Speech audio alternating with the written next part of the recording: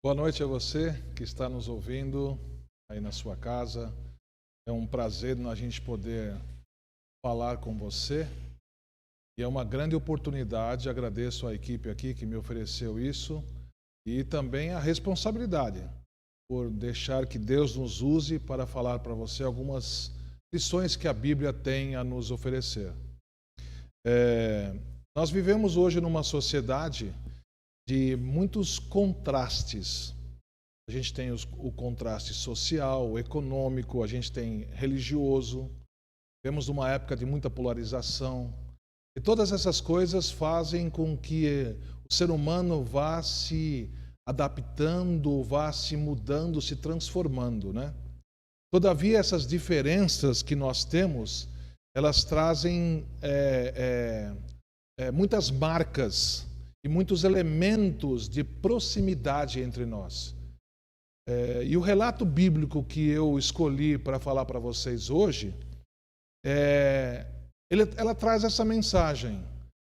Em Marcos, no capítulo 5, se você puder abrir a sua Bíblia e acompanhar, seria ótimo.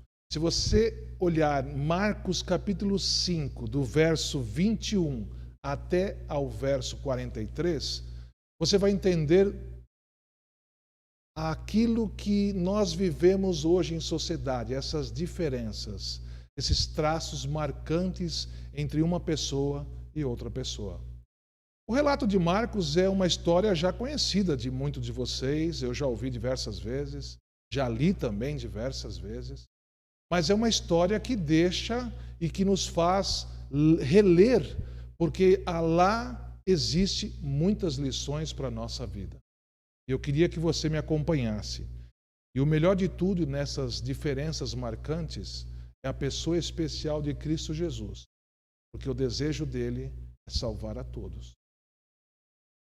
A primeira pessoa ali no versículo 21 de Marcos é apresentada pela narrativa bíblica com um nome.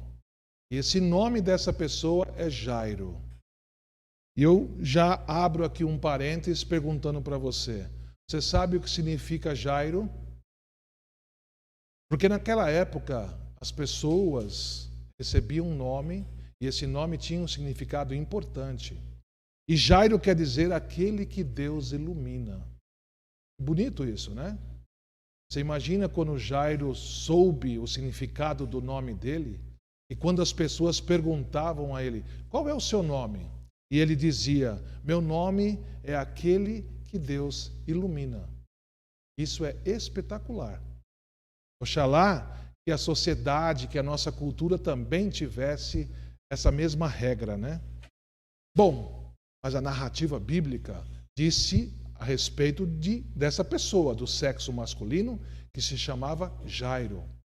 Porém, se você seguir lendo os versos adiante, você vai perceber que a segunda pessoa do sexo feminino, ela é apresentada como o quê? Certa mulher. Isso não é um mero detalhe. Eu acredito que Marcos até sabia o nome dessa mulher, mas porém ele deixou dessa forma para nos trazer a diferença entre um e outro. E aqui eu posso dizer para vocês que já me vem à mente algo muito importante para os nossos dias. Na nossa jornada, na nossa vida, nós vamos conhecer pessoas que possuem nomes importantes, nomes. Nós vamos conhecer pessoas que têm grandes nomes, grandes sobrenomes. Contudo, nós vamos também ter na nossa vida pessoas que não têm nome. Aliás, a sociedade está cheia de pessoas que não têm nome. E essas pessoas que não têm nome merecem também um tratamento especial nosso, igualmente que nós damos àqueles que possuem grandes nomes. Bom, mas seguindo adiante o texto bíblico, eu não vou ler, porque o nosso tempo não dá, mas eu vou descrevendo para você algumas situações, Qual era a condição? A narrativa de que Marcos faz, também ela diz que Jairo era o quê? Jairo era chefe do quê? De uma sinagoga. Não sei se você sabe o que significa isso, mas chefe de uma sinagoga era algo muito importante naquela época. Chefe de uma sinagoga queria dizer que Jairo tinha uma condição social muito grande. Jairo tinha convivência, porque ali no hall da sinagoga, ali as pessoas discutiam, as pessoas dialogavam. Jairo tinha, sabe o quê? Além dele ser chefe da sinagoga, Jairo tinha poder. Jairo tinha influência. E essa influência lhe dava uma situação muito favorável. Mas a mulher enferma não tinha vida social. Essa mulher que não possuía nome, não tinha poder. Ela era sozinha. Mas Marcos dá um detalhe. Talvez ela fosse sozinha devido ao quê? A uma condição de quê? De saúde dela. Além de não dar o nome dela, além de ela ser sozinha, essa mulher era doente.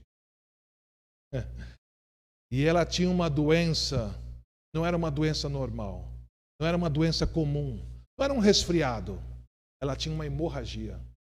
Ela tinha um fluxo de sangue contínuo. Mas sabe o que é interessante? É que esse fluxo de sangue contínuo, que essa hemorragia que essa mulher tinha, fazia com que ela fosse considerada igualmente, sabe quem? A um leproso. Tamanha problemática tinha essa mulher, porque a doença dela a afastava do povo.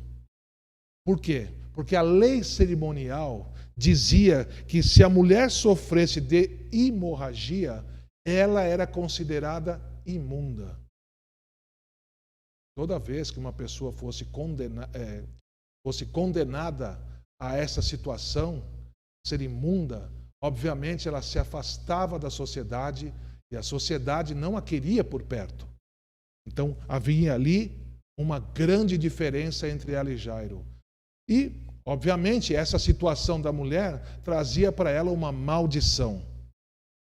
Ellen White, na página 292 do Desejado a Todas as Nações, ela diz assim, essa pobre mulher, olha a palavra que ela diz, essa pobre mulher sofria de um mal que lhe tornava um fardo a existência. Isso é, viver era um fardo para ela. Bom, mas o texto segue. No quesito adoração, por exemplo, Jairo tinha liberdade de adorar publicamente. Devido à condição social dele, claro, era um homem importante, um homem influente, e por isso que ele conseguiu fazer, sabe o quê? Chegou até próximo de Jesus e já caiu aos seus pés fazendo o seu pedido. Sabe o que é interessante? É que Jairo não precisava procurar Jesus escondido. Jairo não precisou buscar Jesus à noite. Jairo não fazia as coisas por baixo dos panos. Jairo era o quê? Uma pessoa publicamente que poderia ter liberdade para fazer aquilo que ele queria. Por isso que ele foi diretamente a Jesus e se ajoelhou fazendo o seu pedido. Mas a condição social daquela mulher, ela não tinha a liberdade de adorar publicamente. Eu não sei se você sabe o que é isso, mas hoje eu e você temos essa possibilidade de adorar a Deus aonde nós queremos, qualquer momento, qualquer situação. Eu possuo isso. Hoje nós temos a palavra de Deus em muitas formas, em muitas plataformas, na forma escrita, digital. Você tem canal de televisão religioso, você tem uma ampla possibilidade de você poder adorar ao seu Deus. Essa mulher não tinha essa liberdade, ela não tinha essa condição, porque as pessoas, segundo a lei cerimonial dizia, ela teria que se afastar da sociedade. E toda vez que ela se aproximava da cidade, as pessoas fugiam dela. Por quê? Por causa da condição dela. Então ela queria adorar a Deus, mas não podia. Ellen White escreve também na página 292, em meio da confusão, a mulher não lhe podia falar, nem vê-lo, senão de relance. Olha a chance que essa mulher tinha para estar perto de Jesus Cristo. Todos os boatos, tudo aquilo que ela ouvia a respeito falar do Messias, das curas, de tudo o que ele fazia, mas ela não tinha acesso a isso. Algo impressionante. Bom, um outro aspecto importante da narrativa diz que as pessoas, devido a aquilo que Jairo era, o chefe da sinagoga, as pessoas elas tinham uma apreciação pelo problema de Jairo. Elas tinham assim elas tinham um amor pela pessoa de Jairo devido ao problema que ele tinha da filha dele. As pessoas sofriam junto com ele.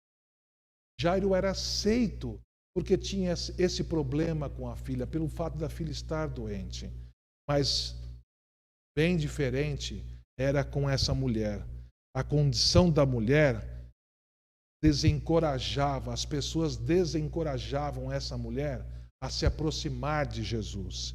Aliás, quem teria simpatia com uma pessoa doente? Digo mais, quem teria simpatia numa sociedade em que a doença era manifestada como um castigo de Deus? Quem teria simpatia por uma mulher doente, em que a doença significava que a pessoa teria cometido um pecado gravíssimo? Você entende a situação dessa mulher? Mas sabe qual que é o bonito dessa história, da narrativa?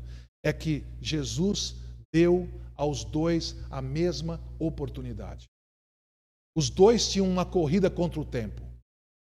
Jairo pede com insistência e desespero para Jesus: minha filha está morrendo, conforme o verso 23 fala. Minha filha está morrendo, Senhor, por favor, eu lhe suplico. Sabe o que Jesus fez? Conforme o verso 24, Jesus fez o quê? Foi com ele. Foi com Jairo. Atendeu. Isto quer dizer o quê? Que Jesus dedicou tempo, atenção e cuidado para aquele sofrimento de Jairo. Mas olha que detalhe importante agora. No caminho em que Jesus e Jairo e aquela multidão seguiam para a casa de Jairo, imagine aquela mulher. Se ela aparecesse e as pessoas a reconhecessem, ela não teria essa chance de ter encontrado Jesus. Então ela se pôs nesse caminho. Isso não é algo bonito? Uma pessoa precisando de Deus, uma pessoa precisando de uma transformação que Deus possa fazer na vida dela, e ela vai e se coloca no caminho de Deus. Meu amigo, meu irmão, você tem algum problema, está precisando de alguma transformação, de alguma cura, eu digo para você nessa noite, se coloque no caminho de Deus, que você vai ter uma tremenda oportunidade. Essa mulher não teria outra chance. Não teria uma segunda chance se ela não fizesse isso. Porque já 12 anos já tinham se passado. Você sabe o que é um fluxo de sangue contínuo? Eu não sei o que é isso. Eu sou homem, não entendo disso. Mas eu imagino. E eu imagino o sofrimento dessa mulher, porque hoje em dia uma mulher que menstrua, ela tem muitos recursos, a ciência já modificou, tem muitas coisas em que a mulher hoje consegue ali contornar a situação. Mas ainda assim é uma situação meia difícil. Você imagina o que essa mulher fazia com uma hemorragia constante. Naquela época não havia tecnologia. Eu nem imagino como ela fazia para viver. Eu não sei nem como era a higiene dela. Só sei de uma coisa, ela sofria muito. Ela estava desesperada. Era essa a única oportunidade que ela tinha. Tanto Jairo suplicava Tanto Jairo suplicava quanto essa mulher. Olha, mas o que Jesus fez ao passar naquele caminho, naquela trilha, eu fico muito, mas muito comovido com isso. Porque Jesus notou algo importante que aconteceu. Vejam que a mulher tocou nas vestes de Jesus. Ela não pediu para Jesus falar com ela. Ela não pediu uma audiência com Jesus. Ela não gritou para Jesus. Você entende a tamanha fé dessa mulher? Ela disse: eu não preciso falar com ele. Eu não preciso discutir nada com ele. Eu não preciso ter uma audiência com ele. A única coisa que eu preciso fazer na minha vida é tocar nas vestes desse homem. Isso me emociona muito. Porque quando eu tenho um problema na minha vida, quando eu tenho uma situação difícil na minha vida, se eu tivesse a fé dessa mulher, muitos dos meus problemas seriam resolvidos. Que tamanha fé! E o bonito da narrativa é que quando Jesus passa por ela, em meio àquela multidão, quando Jesus passa com as pessoas empurrando para lá e para cá, ela não está abertamente, ela não está de rosto limpo, não, ela está coberta, ela está escondida, ela está num canto talvez sujo do caminho. E ela consegue, em meio àquela multidão, tocar nas vestes de Jesus. Jesus para então e fala: alguém me tocou. Quem é que me tocou aqui? E nós sabemos a história. Os discípulos perguntam: mas mestre, tanta gente empurrando para lá e para cá, imagina, muita gente te tocou. Não. Jesus estava falando do toque da fé. Jesus estava falando de um toque de fé. Jesus estava falando de um toque de confiança. Ele não estava falando de tocar um ou outro. Alguém tocou em mim. E essa pessoa que tocou em mim, ela tinha tamanha fé que saiu o poder de mim. Meu amigo, essa mulher, quando tocou em Jesus, segundo Marcos fala, ela sentiu automaticamente o fluxo de sangue dela parar. Eu não imagino como seja isso, mas acredito que uma mulher entende o que eu estou falando. Uma mulher sabe quando a menstruação dela começa a parar e para. Eu não sei, mas ela sabe. E essa mulher, quando tocou em Jesus, ela sentiu no mesmo instante que parou o seu fluxo sanguíneo. Parou essa hemorragia.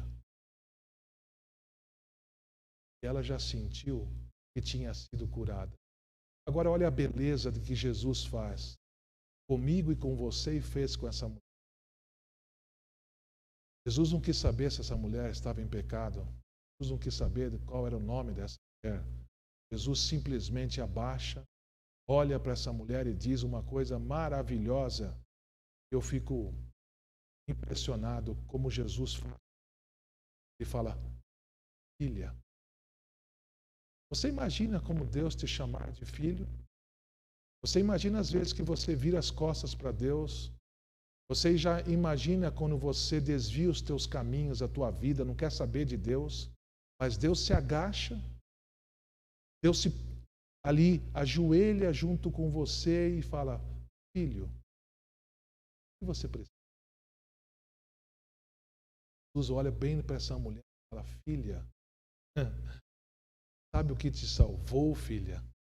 Você sabe aquilo que te curou, filha? Foi o voto de confiança que você deu na minha pessoa. Sabe o que te salvou, minha querida? Foi você poder confiar em mim plenamente. Foi você saber, foi você entender que eu sou aquela pessoa que pode transformar a tua vida. Eu sou essa pessoa que pode trazer para você uma vida diferente. Eu posso te dar uma vida diferente. Olha, meu amigo, tanto para aquele homem quanto para aquela mulher, Cristo pede e oferece, sabe o quê? Confiança. Pede que nós tenhamos fé salvadora. Ele pede que a gente possa responder aos problemas dessa vida somente com um detalhe: creia. Simplesmente creia. Você lembra que quando Jesus estava a caminho e quando eles estavam se aproximando da casa de Jairo, um dos servos de Jairo vem e fala: Jairo, olha, para de amolar o mestre, porque a tua filha morreu. Sabe o que tinha morrido também ali? Não foi só a filha de Jairo. Tinha morrido toda a alegria de Jairo. E Jesus percebeu o semblante dele. Jesus percebeu e percebe quando o nosso semblante muda. Jesus percebe quando a tristeza entra na nossa vida. Jesus percebe quando a gente está com um terrível problema, uma terrível dor, aquela que realmente torce e contorce o nosso coração. Jesus olhou para Jairo e só disse, sabe o que para Jairo? Jairo, só uma coisa eu te peço, Jairo, creia, somente creia. Deus está pedindo para você hoje, meu amigo, Deus está pedindo para você, sabe o que? Diante do problema talvez que você tenha, diante dos problemas que eu tenho, creia, somente creia. Sabe, a plena confiança em Deus, ela não surge de uma hora para outra. Ela é gradativa. Ela vai preenchendo a distância que tem entre nós e Deus. A prática da confiança, ela se faz pelos apelos de Deus na nossa vida e pelas promessas que Deus faz.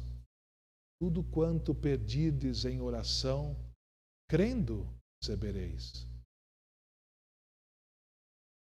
Buscai ao Senhor Deus todo o coração, toda a sua alma. Buscai a Deus em primeiro lugar e todas as coisas vão ser acrescentadas na tua vida. Tudo quanto pedirdes em oração, crendo, recebereis. 1000 cairão ao teu lado, 10.000 à tua direita, mas tu serás atingido. Nosso grau de confiança sai das promessas que Deus faz a nós constantemente. A prática dessa confiança nós podemos nos dar ou nos fortifica a fé ao momento em que, mesmo quando não há motivos para crer, nós cremos. Jesus disse para Jairo: crê somente. Eu tenho plena certeza que Jairo crê. Jesus então vai agora para a casa de Jairo. Agora você percebe que quando nós estamos com medo, o remédio para o medo não é valentia, o remédio para o medo não é coragem, não é determinação. Porque esses comportamentos que nós temos, isso são comportamentos que fundamentam naquilo que nós fazemos, naquilo que eu posso fazer. Mas para quem está com medo, o remédio é confiança. Confiança não no que nós somos ou que podemos fazer, mas naquilo que Cristo é e naquilo que Ele pode fazer. Isso é confiança. Esse é o remédio para o medo que nós temos durante a nossa vida, o decorrer da nossa vida. Bom, falando de futuro, num instante Jairo estava não tinha mais futuro, porque a sua filha tinha morrido. Então o futuro dele acabou. Mas Jesus foi lá e deu um novo futuro para Jairo, ao ressuscitar a sua filha, conforme ali os versos 41 e 42. A mulher estava lutando contra um problema de saúde já há muito tempo, tinha se passado muito tempo, o futuro dela era sombrio. Jesus foi e atendeu essa senhora, lhe dando a cura. em um instante, o futuro desses dois personagens, dessas duas pessoas, foram totalmente alterados. Eu não sei o que você pensa do futuro, eu sei o que eu penso do futuro, eu sei dos meus problemas, eu sei dos seus. Eu tenho plena certeza que o Deus que fez isso com Jairo, a pessoa de Jesus que fez isso com essa mulher, é o mesmo Deus que está disposto também a nos tratar, a nos curar. É o mesmo Deus que tem também relevância aquilo que nós queremos para o futuro. Deus sabe o que você deseja e Deus sabe o que eu desejo. Agora, Deus pede somente para mim e para você algo que Ele pediu para os dois. Creia. Você crê? Você quer confiar em Deus? Você gostaria de confiar em Deus? Nós temos a nossa semana aqui na frente, pela frente. Nós vamos talvez aí encontrar pessoas com nomes. Nós vamos encontrar pessoas sem nomes. Mas qual é a mensagem que eu e você vamos dar para essas pessoas? Qual é o Deus que nós vamos dar a cada uma delas? Cada uma delas. O que você vai dizer para elas? Aquilo que Deus faz por você talvez seria muito bom você também oferecesse às outras. Gostaria que você pensasse nisso e tivesse uma semana maravilhosa, uma semana abençoada, mas uma semana também transformada pela confiança, pela fé em Cristo Jesus. Espero que você consiga isso, meu irmão. Eu estou lutando, não sou perfeito. Sei que você também não é, pois todos nós carecemos da glória de Deus. Todos nós carecemos do perdão de Deus. A nossa vida tem que ser uma vida de crescimento gradativo, confiança, de fé, que Jesus está voltando. Jesus está à porta. Esse é o meu desejo, a minha oração para você.